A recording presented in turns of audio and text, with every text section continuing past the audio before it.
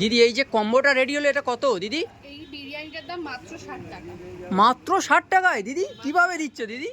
আমরা নিজের হাতে বানাই সেই কারণে দিতে পারি, কিন্তু আমাদের কোনো কোয়ালিটিতে কিন্তু কম্প্রোমাইজ হয় না, ঠিক আছে?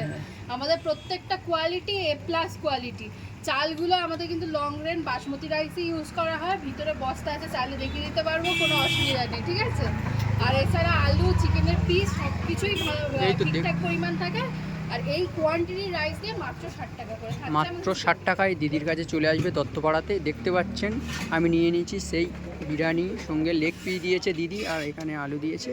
জাস্ট বিরিয়ানিটা অসাধারণ। এই দিদির কাছে এলে এখানে ট্রাই করতে পারো, বেস্ট হতে পারে তোমাদের জন্য।